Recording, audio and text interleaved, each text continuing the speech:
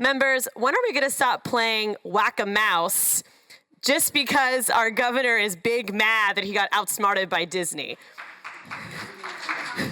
Like, why are we doing this, members? On the bill, please, on the bill. Yes, Mr. Speaker, this is on the bill. The bill clearly is designed to nullify a contractual agreement that was made in the public that everyone missed. Maybe the mouse was very tiny and did it in a way where folks didn't see it, but the reality is that it happened. And it happened under Florida law, and it happened in the public where meetings were noticed.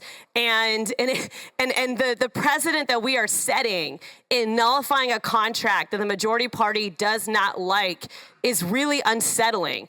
Beyond the Disney drama, let's just talk about the notion of canceling a contract that you don't like.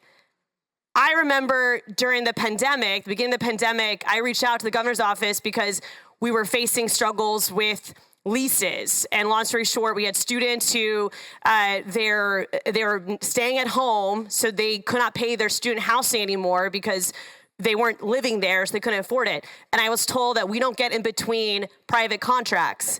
I was explicitly told that. And here we are as a legislative body getting involved in contracts.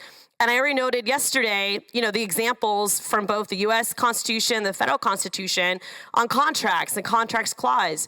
It's just not appropriate for us to do this.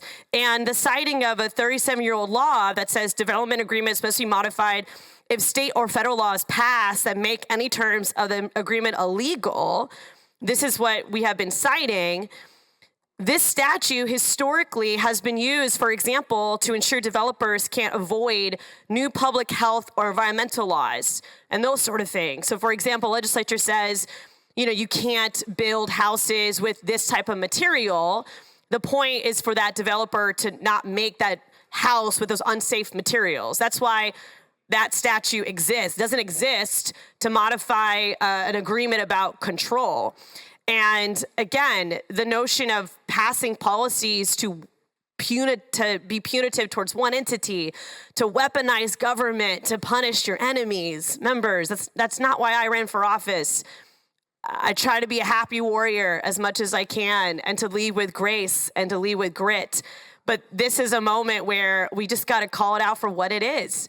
And we should totally have either remove this language or at least ensure the people of Florida don't pay for it, which is what is happening as I stand on this chamber floor. So I just ask everyone to quote a musical that I'm sure many of your kids listen to, just let it go. Thank you, Mr. Speaker.